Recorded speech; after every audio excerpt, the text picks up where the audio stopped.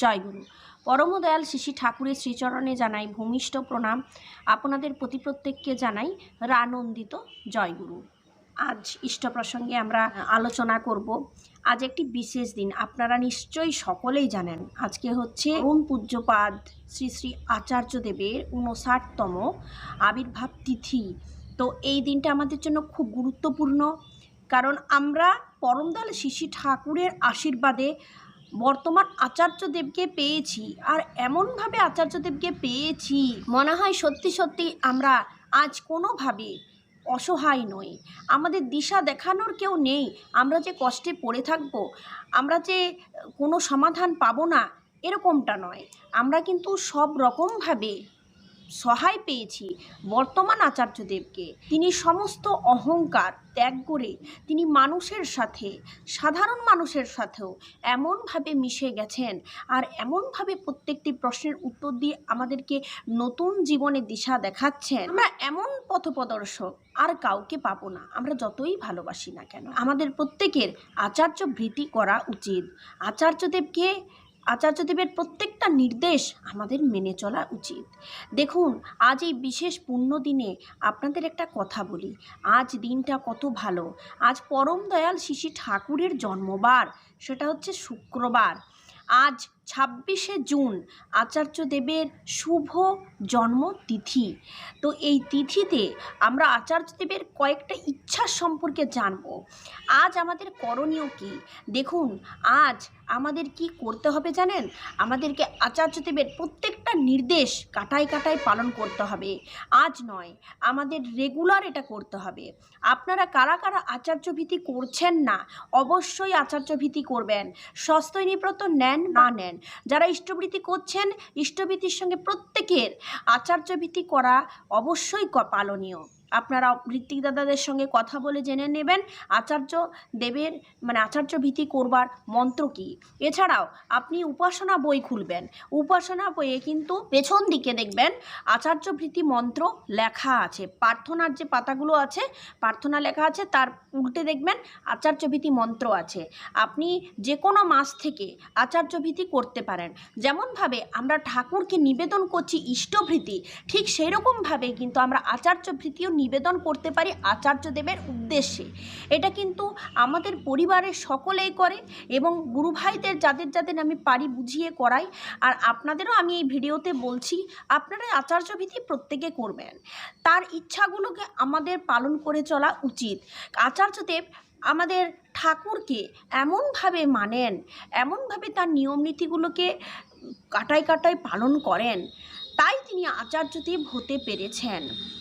আমরা তাকে দেখতেই থাকি। একবার ঠাকুরবাড়ি গিয়ে ঠাকুর দর্শন করার পর যখন শুনি ঠাকুরবাড়িতে আচার্যদেব নেই, কিংবা উনি বাইরে গেছেন, কিংবা ওনার কোনো অসুবিধা হয়েছে, তখন আমাদের মনে হয় ঠাকুরবাড়ি এলাম আর আচার্যদেবের দর্শন পেলাম না, আমাদের ভাগ্যটাই খারাপ। এরকমভাবে নিজে নিজেই বলতে থাকি। কেন বলুন তো?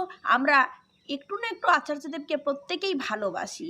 যারা যারা মানি, যারা যারা ভালোবাসি, আচার্যদেবকে দেখতে না পেলে তখন মনে হয় ঠাকুরবাড়ি এলাম, পরে এলেই ভালো হতো, এরকম ভাবি। তাই তো আমার তো মনে হয় যে গেলে যেমন ঠাকুর বড় মায়ের দর্শন হচ্ছে, আচার্যদেবেরও দর্শন হয়ে গেলে খুবই ভালো হয়। তাতে কিছু নিবেদন থাকুক বা না থাকুক, নিবেদন না থাকলেও আচার্যদেবের কাছে বসে নাটমণ্ডপে বিভিন্ন কথাগুলো শুনে অনেক কিছু শিখতে পারি। কারণ তিনি একজনের উদ্দেশ্যে একটা কথা বলেন না, তিনি একটা কথা বলেন সকলের উদ্দেশ্যে। সবসময় তার একটাই ইচ্ছে যে ঠাকুরকে কেন্দ্র করে চলার। ঠাকুরই আমাদের সব। আমরা এই যে এত বড় বড় উৎসবে এত বড় বড় কথা বলি, মঞ্চে উঠে দাঁড়িয়ে এত কথা বলি, আমাদেরকে লোকে দেখে জয়গুরু দেন, আমরা আমাদেরকে কেউ মা বলেন, আমাদেরকে কেউ দাদা বলেন।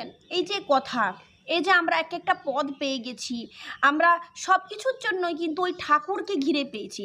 আজকে যে আমি দেখুন চ্যানেলে ভিডিও করছি, আবার আমার সঙ্গে যখন কোনো গুরু ভাই গুরু বোনদের দেখা হয়, তখন ওনারা বলেন যে মা, আমি আপনার চ্যানেলে ভিডিও দেখি, খুব ভালো লাগে, আপনি ঠাকুরের বইগুলো পড়ে বলেন। যখন ঠাকুর বাড়িতে যাই, এরকম অনেক দাদারা মায়েরা আমার ফোন নাম্বার নেন, আমার সাথে কথা বলেন, আমার ভালোও লাগে। তো এটা কেন হলো?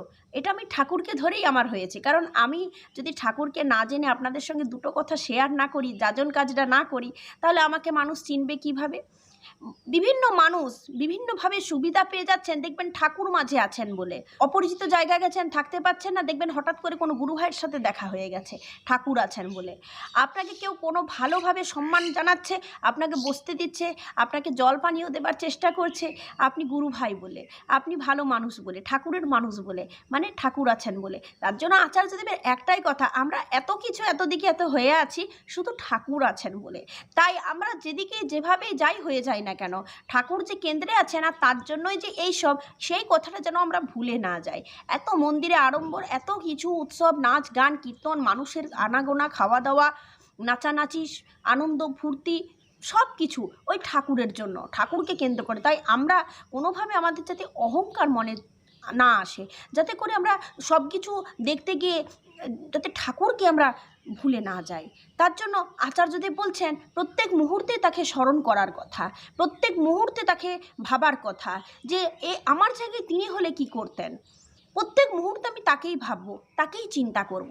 এটা যদি করতে পারি তাহলে আচার্যদেবের নির্দেশটা কাটায় কাটায় পালন করা হলো। ঠাকুরের কোনো দিকে কোনোভাবে বিন্দুমাত্রও যেন অসুবিধাটা না হয়। আপনারা এক কাজ করুন, আলোচনা প্রসঙ্গ এখন প্রত্যেক মাসে কালেক্ট করুন। একটা মাস না হলে পরের মাসে দুটো বই একসাথে কালেক্ট করুন, কিন্তু করুন। আচার্যদেবের প্রত্যেকটা কথা কিন্তু আলোচনা প্রসঙ্গেই আপনি পাবেন। কারণ আমরা তো দিন ঠাকুরবাড়ি গিয়ে নাটমণ্ডপের সামনে দাঁড়িয়ে আচার্যদেবের নির্দেশগুলোকে শুনতে পারবো না। আর এমন কেউ নেই যে আমাদের বাড়িতে এসে বলে দিয়ে যাবে। আমাদের যদি শোনার ইচ্ছা থাকে আর পালন করবার ইচ্ছা থাকে, তাহলে আমাদের কি করতে হবে বলুন তো? তাহলে আমাদেরকে আলোচনা স্বস্তি সেবক যে মাসিক পত্রিকা থাকে, এমন গুরু ভাইয়ের সংস্পর্শে থাকতে হবে যেন আপনি বইটাকে কালেক্ট করতে পারেন। ঠাকুরকে জানার ইচ্ছে চায়, নির্দেশ পালন করবার ইচ্ছে চায়, ঠাকুরের আশীর্বাদই দেখবেন আপনার হয়ে গেছে। তো দেখবেন প্রত্যেকটা পেজে, প্রত্যেকটা জায়গায় আচার্যদেবের ছবি আছে। যে যে পেজটায় আচার্যদেবের ছবি আছে সেই পেজটাই দেখবেন ভক্তমণ্ডলীর ছবি আছে, আচার্যদেবের মুখে মাইক আছে, আর তিনি কিন্তু সুন্দরভাবে কথা বলছেন। এই ছবিটা যে যে জায়গায় থাকবে এরকম ছবি দেখুন। এখানে কিন্তু আচার্যদেবের সমস্ত নির্দেশাবলীগুলো আছে, তিনি কি করতে বলেছেন, সমস্ত কিছু আছে। তিনি ঠাকুরকে বাদ দিয়ে একটা কথাও বলতে জানেন না, একটা কাজও তিনি করতে জানেন না। ঠাকুরের যাতে একটুও লোকসান হয় তেমনটা তিনি করেন না। তিনিও সাধারণ মানুষের মতো আমাদের কাছেই থাকেন, কিন্তু আমরা যখন তাকে দেখি দেখতেই থাকি, এবং তাকে দেখার একটা ইচ্ছে, তাকে দেখার একটা মনের বাসনা, এটা কিন্তু শেষ হয় না। কারণ কি জানেন? কারণ হচ্ছে আচার্যদেব ঠাকুরকে স্মরণ করে এবং তার নির্দেশগুলো মেনে এত সুন্দর হয়ে গেছেন যে আমরা তাকে দেখে দেখতেই থাকি। এই সুন্দরটা আমরা কেন হতে পারি না জানেন? কারণ আমাদের সেই নির্দেশ পালন করবার ক্ষমতা নেই। আমাদের আছে মনে এত প্রবৃত্তি আর নিজের ইচ্ছা পূরণের এত আকাঙ্ক্ষা যে আমরা তার মতো হতে পারি না। আমি যদি ভাবি ঠাকুর আমি তোমার মতো হব, তাহলে আমাকে করাটাও কিন্তু তোমার মতোই করে যেতে হবে, তাহলে আমিও অমন সুন্দরটা হতে পারবো। তাই আচার্যদেবের দিকে তাকিয়ে থাকি, তাই তার এত সুন্দর ব্যক্তিত্ব, তাই তার কথাগুলো এত সুন্দর। কেন জানেন? তিনি ঠাকুরকে মেনে প্রত্যেকটা কাজ করেন। তাই আচার্যদেবের কথা কি, যে তুমি আমার শোবার ঘরে থাকো, তুমি আমার খাবার সময় থাকো, আমি যখন পথে হাঁটি তখন তুমি আমার সাথে থাকো, যখন আমি বাথরুমে থাকি তখনও তুমি আমার সঙ্গে থাকো, প্রত্যেকটা সময় তুমি আমার সাথে থাকো ঠাকুর, আর আমি তোমার মতো হব। এই প্রার্থনাই ঠাকুরের কাছে থাকবে। আমাদের বিভিন্ন রকম সমস্যা হতে থাকবে, বিভিন্ন রকম সমস্যা হতে থাকবে, রোগ জ্বালা সব কিছুই হবে, অভাব অশান্তি, মানুষের কি নেই?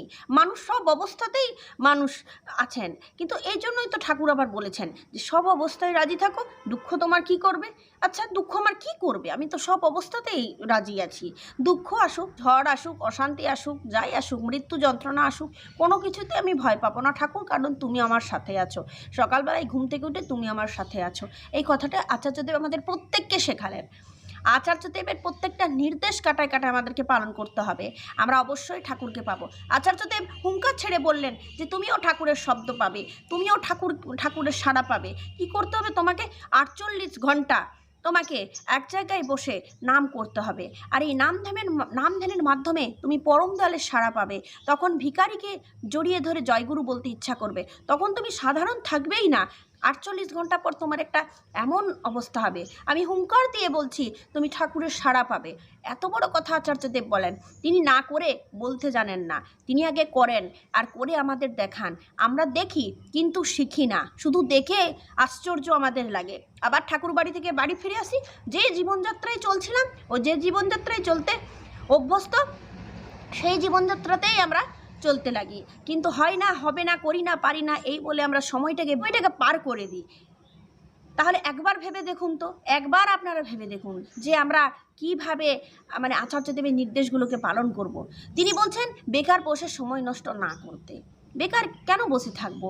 আমরা চাকরি করি, আমরা সময় নষ্ট করি, হতাশায় বেকারে জীবনটাকে কাটিয়ে দিই। তিনি বলছেন আগে নিজেকে যোগ্যতায় উন্নীত করতে, নিজেকে যোগ্যতায় উন্নত হতে হবে।